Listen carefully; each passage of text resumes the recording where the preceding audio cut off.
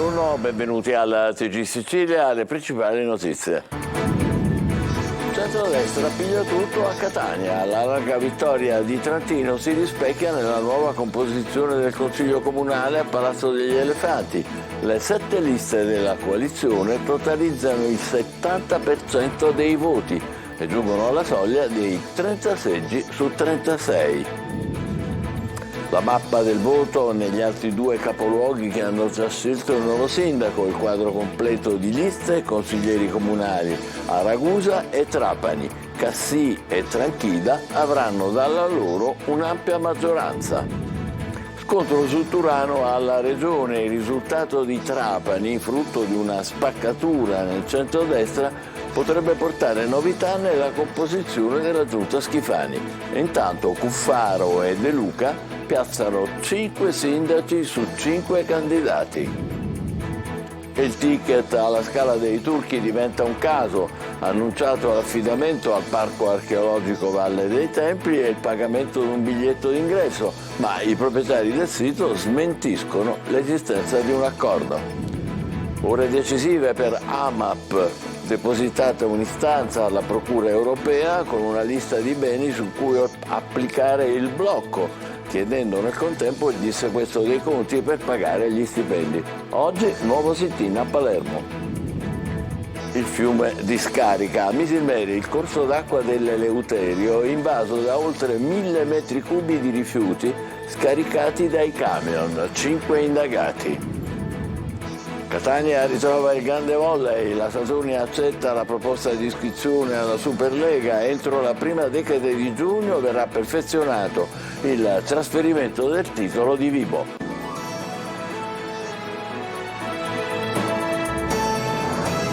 Bentrovati, il centrodestra piglia tutto a Catania, i partiti che hanno sostenuto il nuovo sindaco Trantino conquistano 30 dei 36 posti in Consiglio Comunale, ancora incertezza sull'attribuzione di un seggio. Tra le opposizioni si salva solo Caserta, che va ben oltre il risultato delle sue liste. Luca Ciliberti. Catania attrazione centrodestra, la coalizione stravince in città e in generale in tutti i comuni chiamati nel voto nell'Interland etneo. In città vince Fratelli d'Italia e il nuovo sindaco Enrico Trantino certifica per la prima volta a Giorgia Meloni la guida di una grande città. È un unicum in Italia. Le 7 liste del centrodestra totalizzano il 70% dei voti, il candidato sindaco però va sotto le liste di 1 migliaio di voti e totalizza il 66% delle preferenze, il 13% in più però rispetto al suo predecessore Salvo Pogliese nel 2018. L'ex sindaco, oggi coordinatore regionale di Fratelli d'Italia, però festeggia anch'esso e trova il successo della sua lista a Catania. Si piazza prima con il 15% dei voti, ai quali si aggiunge l'8,5% della lista Trantino. Complessivamente il 23,5% per l'area dei patrioti catanesi, e Pogliese si prende anche una rivincita sulle malelingue che lo volevano in calo in città, centrando l'elezione di 8 consiglieri comunali suoi di riferimento, tra i 10 eletti certamente in Fratelli d'Italia e lista Trantino. Ballerebbe ancora il 7° eletto nella lista Fratelli d'Italia, che porterebbe il totale a 11. In 2 consiglieri comunali superano le 2000 preferenze personali, sono Daniele Bottino e Andrea Barresi, entrambi uscenti. Ottimo risultato anche per gli autonomisti. Le 2 liste di Raffaele Lombardo, Grande Catania e Movimento per le Autonomie, portano in consiglio 6 rappresentanti. Bene anche Forza Italia, che prende il 12% ed elegge 5 consiglieri. Tra questi spiccano Riccardo Pellegrino, che si era candidato a sindaco alle ultime amministrative da indipendente, e Pier Maria Capuana, giovanissimo ex assessore a San Giovanni alla Punta. La Lega piazza 5 consiglieri con l'11% e in provincia risulta sempre primo partito. Anche Totò Cuffaro festeggia il suo 6% che gli garantisce oggi 3 seggi in aula. Rimuginano le opposizioni. Malissimo il Movimento 5 Stelle, prende solo 2 consiglieri, tra questi non ce la fa l'ex deputata Gianina Ciancio, che perde il seggio al fotofinish. Il PD potrebbe alla fine salvare la debacle totale vedendosi assegnare per qualche manciata di voti un 4° seggio che arriverebbe proprio a discapito di Fratelli d'Italia. Discorso a parte per il candidato sindaco Maurizio Caserta, che entra in consiglio comunale da miglior secondo, prende 4.000 preferenze in più e supera di 6 punti percentuali le liste che lo sostenevano. Anche a Ragusa e Trapani si definisce il quadro del Consiglio Comunale alla luce dei voti di lista.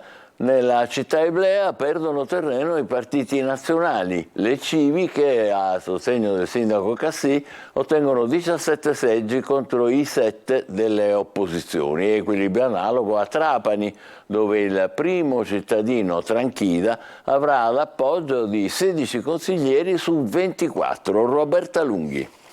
Con la vittoria schiacciante con il 62-92% di Peppe Cassì a Ragusa e del suo movimento civico vengono messi in ombra i partiti nazionali di destra come di sinistra, dove al primo posto c'è il PD con l'8,38%, a seguire Fratelli d'Italia con il 7,54%, il Movimento 5 Stelle con il 5,93%. Tutte le liste a sostegno di Peppe Cassì superano lo sbarramento del 5%.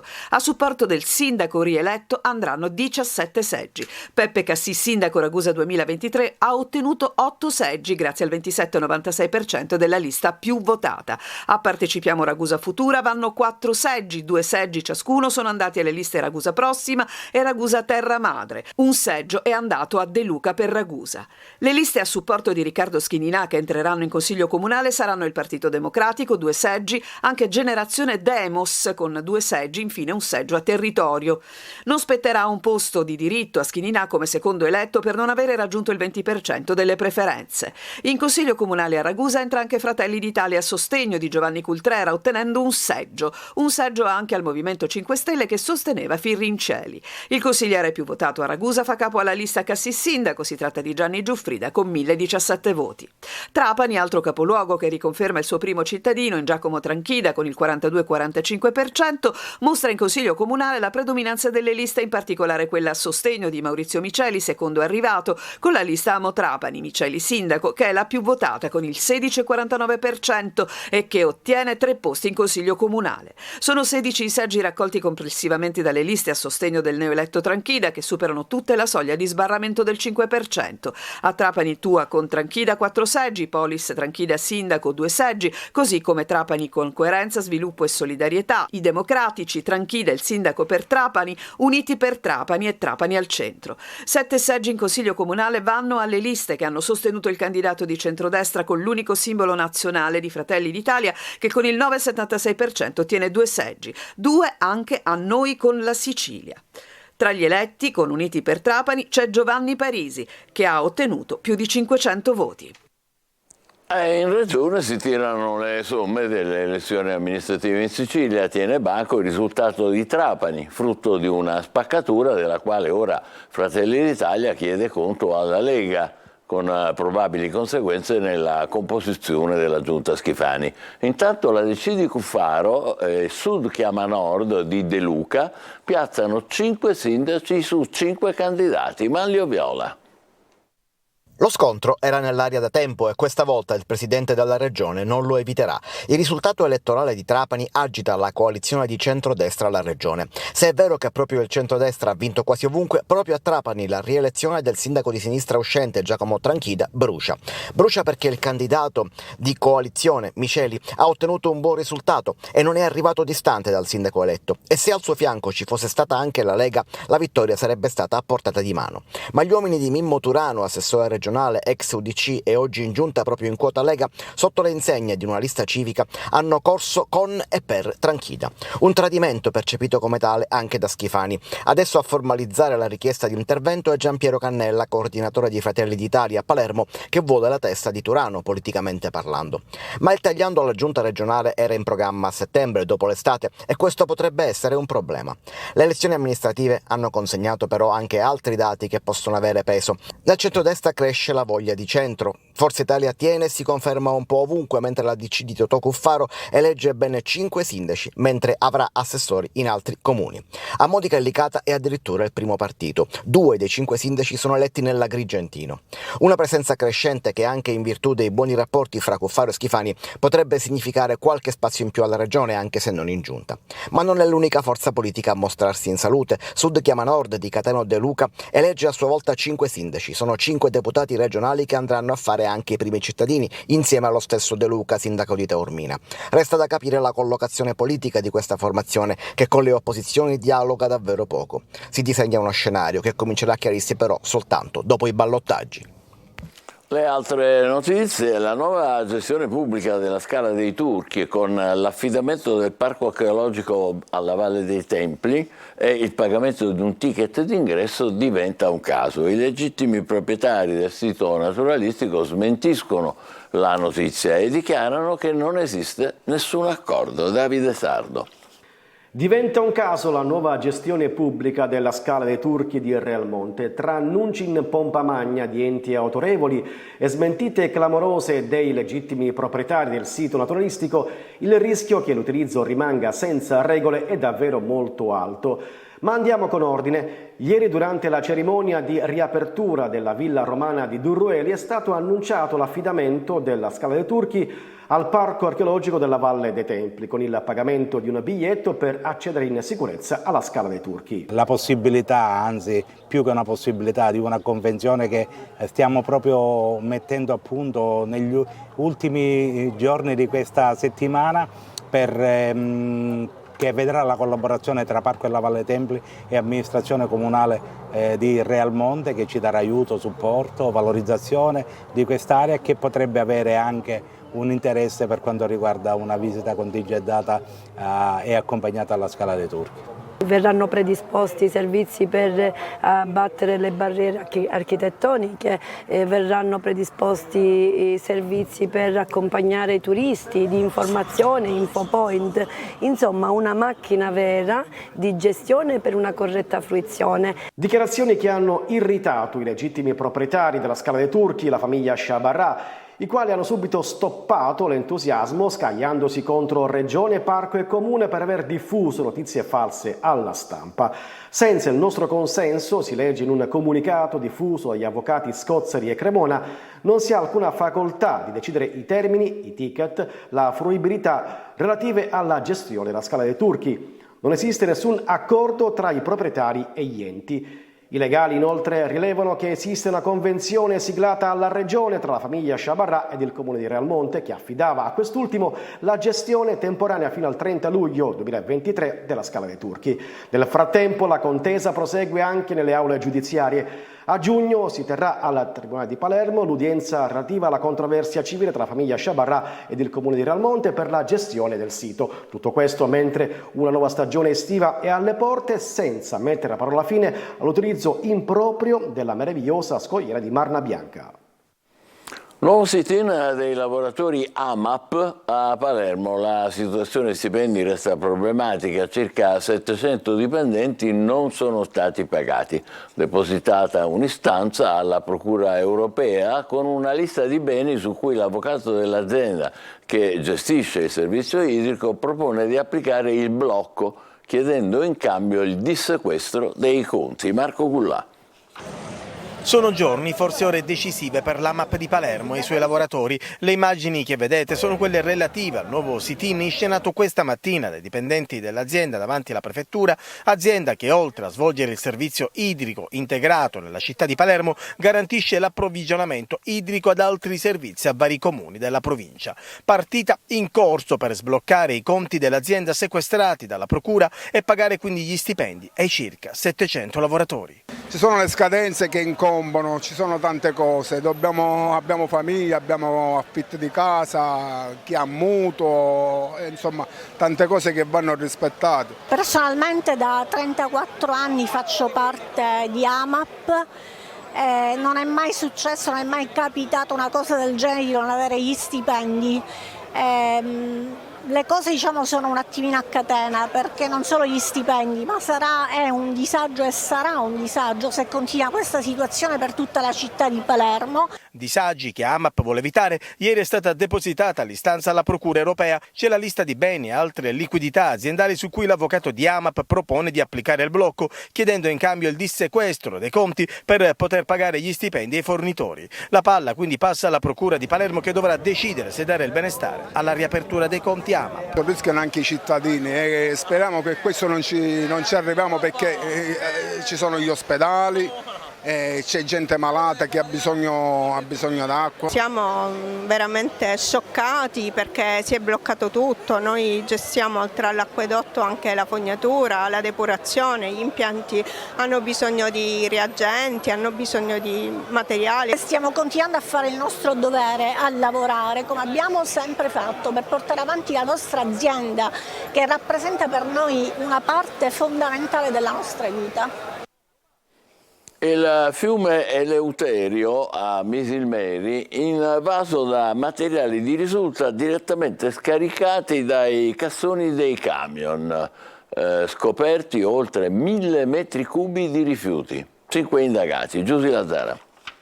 Lo vedete, il cassone del camion che si ribalta sversando di tutto. I materiali di risulta provenienti da un cantiere per la costruzione di un centro commerciale erano direttamente scaricati sul letto del fiume Eleuterio, diventato una bomba ecologica. I carabinieri della compagnia di Misilmeri e i militari del centro anticrimine Natura di Palermo hanno denunciato la legale rappresentante di una ditta di costruzione di Misilmeri, 3 dipendenti e un palermitano.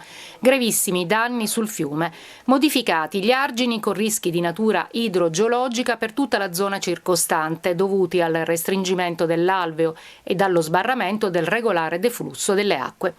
I carabinieri hanno scoperto anche 21 sversamenti illeciti, tutti sull'Eleuterio, provenienti da demolizioni edilizie, miscelati ad altre tipologie di rifiuti, di plastica, pneumatici, imballaggi e metalli, livellati poi con l'utilizzo di una ruspa. Scoperti oltre 1000 metri cubi di rifiuti, l'inchiesta ha portato al sequestro preventivo anche di una zona di 1000 metri quadrati, autocarri e mezzi meccanici dell'area di un cantiere, di un immobile nel quale venivano stoccati rifiuti pericolosi in attesa di essere smaltiti sul letto del fiume. Il valore dei beni sequestrati ammonta a 1,5 milioni di euro. L'elenco delle contestazioni è lungo: inquinamento ambientale, gestione e stoccaggio illecito di rifiuti speciali, realizzazione di discariche abusive, esecuzione di lavori senza la prescritta autorizzazione sui beni paesaggistici, distruzione e deturpamento di beni naturali, nonché danneggiamento di acque pubbliche. I finanzieri di Palermo hanno sequestrato 47 kg di hashish nascosti in un autocarro. Nel corso di un controllo di routine, durante l'identificazione del conducente del mezzo, i militari hanno notato nell'uomo un nervosismo sospetto. Di qui la decisione di effettuare una più approfondita attività di ispezione dell'autocarro e il ritrovamento di 45 involucri del peso di 1 chilo l'uno, avvolti da nastro di imballaggio con la scritta Limone 2021, nonché di altri 5 involucri di differenti dimensioni del peso complessivo di 2 kg, per un totale di 47 kg di sostanza stupefacente che, se messa sul mercato, avrebbe fruttato al dettaglio ricavi per circa 500.000 euro. Il Corriere, di nazionalità italiana, è stato posto ai domiciliari. Adesso facciamo una breve pausa, rientro lo sport con il calcio e la pallavolo. Vi aspettiamo.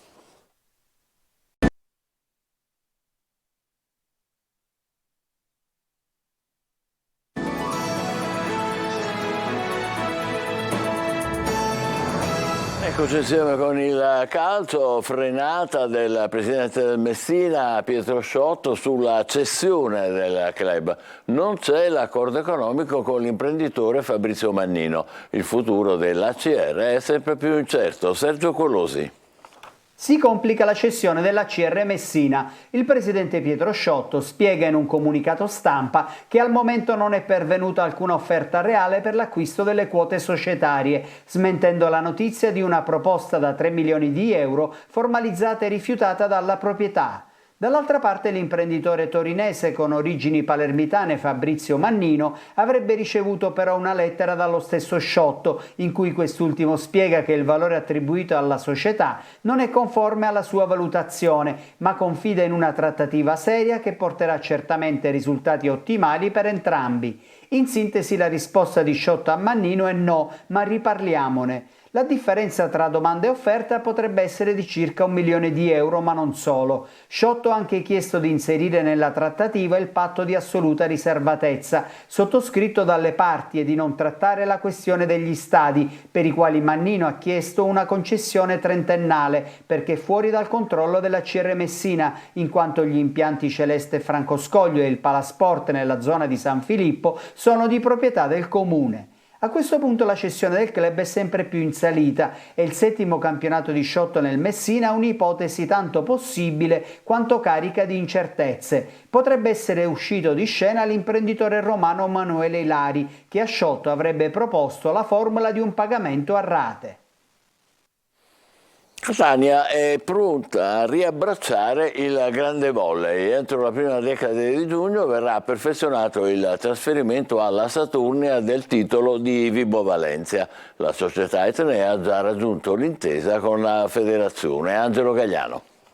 L'intesa con la federazione c'è già, ma per la ratifica serviranno ancora una decina di giorni, quelli per intenderci necessari per gli adempimenti tecnici. Catania, grazie alla Farm Italia Saturnia, è pronta a fare il suo ritorno dopo 26 anni nell'Olimpo del volley nazionale. Un doppio salto inaspettato che inorgoglisce il presidente Luigi Pulvirenti. Un'opportunità ma anche una grande responsabilità, quella di rappresentare il nostro territorio nella massima serie pallavolistica, nel campionato più bello del mondo, dopo 26 anni. Adesso aspettiamo che la trafila burocratica, che ci sono dei tempi che vanno rispettati, dei passaggi burocratici che vanno confermati. Il 6 giugno il Consiglio di amministrazione della Lega ha 5 giorni per ratificare tutti i movimenti, quindi i tempi tecnici sono questi.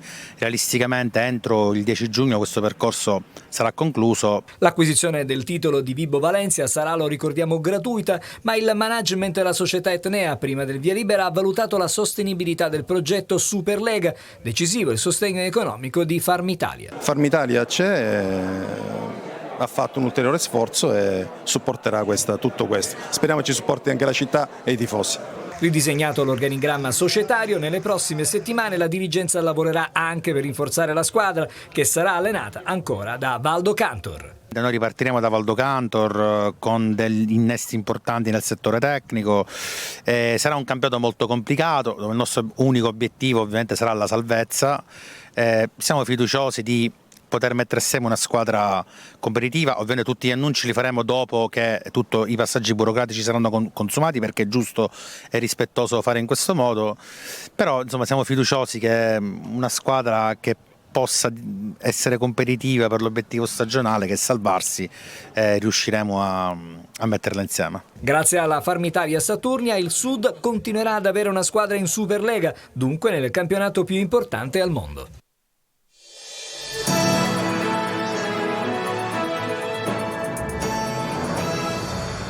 Più della metà degli italiani, quasi il 52%, teme di rimanere vittima di reati, nonostante negli ultimi 10 anni il numero delle denunce sia diminuito di un quarto.